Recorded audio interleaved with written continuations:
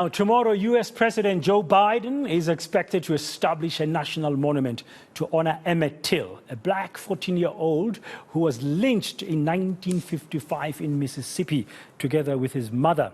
Till's death helped galvanize the U.S. civil rights movement after his mother bravely displayed her child's brutalized body for the world to see. The monument will be established on what would have been Till's 82nd birthday.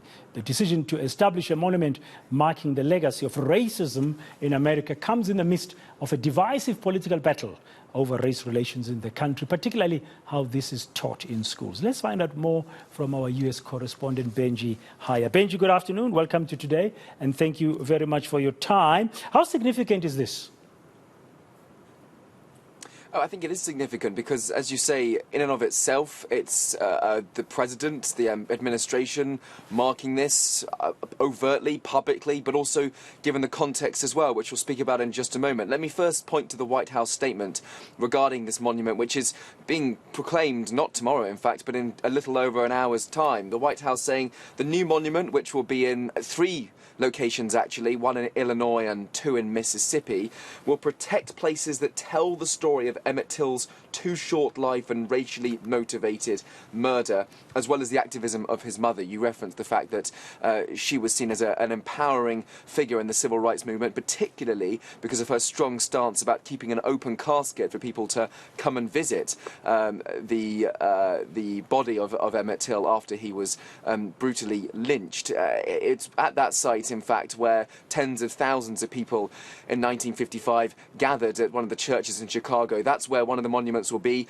2 in Mississippi, where he was visiting family when this incident took place. And what's also significant is that this is a year on from President Biden signing into law the Anti-Lynching Act, which is remarkably the first landmark United States federal law which makes the act of lynching illegal. And so clearly a common thread here with the Biden administration trying to put some focus on this issue. But notably, at a time, as you say, when this is being talked about in the current political context, there has been a strong back and forth between Vice President Kamala Harris, who's also going to be making an address in about an hour's time, and one of the front runners for the presidential nomination for the Republican Party, Governor Ron DeSantis of Florida, who has made it one of his main policies to try to curb the teaching of black history in America in schools. Yeah. And what kind of response has this move received or had among the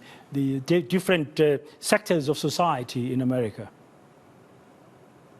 Look, this is a sensitive issue, and I think people are approaching it with the utmost sensitivity. You know, only on the fringes are we seeing any sort of strong condemnation. As decades have passed, there has been an understanding across vast swathes of America that this was an abhorrent act which should be widely criticised, and therefore this monument, or several of them across different sites, are being hailed. The administration has obviously carefully crafted this and is not exposing it to the sorts of views that would be deemed incendiary, but it's seen as a moment that is being welcomed, especially amongst the African-American community in both Chicago, which is where Emmett Till grew up, and in Mississippi, where this took place, and a sign of at least what people hope shows how far America has come since the civil rights movement in 1955. Of course, still strong divisions in America, still strong social justice activism through things like the Black Lives Matter movement to achieve what people want to see as full equality, but also a celebration. I think the administration will hope and recognise of the progress that has been made. Yeah, and while that progress has been made, as you say, people are still saying there's still many challenges. Politically, I mean, between the various parties, the Republicans and the Democrats, and how are they seeing it? I mean, are they seeing it as a moment to try really to unite America around a common goal of making sure that we don't return to those horrific days of racial violence? It's a good question. It might be an opportunity for the campaigns to do so. We certainly haven't seen that from the Republican side yet. I mean, we can scour Donald Trump's Truth Social platforms, and his rants and ravings will most likely be about one of his imminent indictments rather than about this specific case. But it's not true.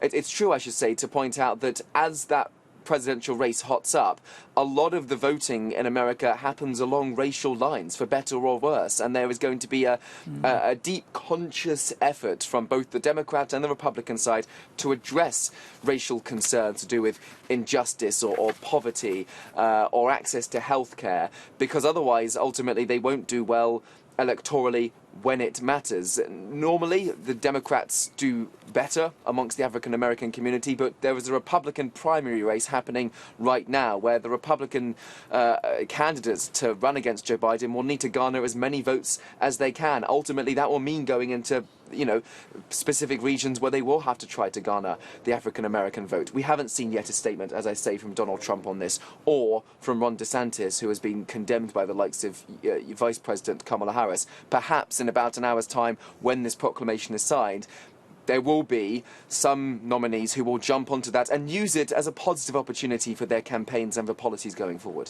Thank you very much, Benji. That's Benji Hyer, our correspondent in the US, talking to us from Washington, D.C. an hour before this signing of this proclamation by Joe Biden in America. It's a big moment indeed in terms of racial tensions in that country, and that will be in honor, this national moment in honor of 14-year-old Emmett Till, who was lynched way back in 1955 in Mississippi.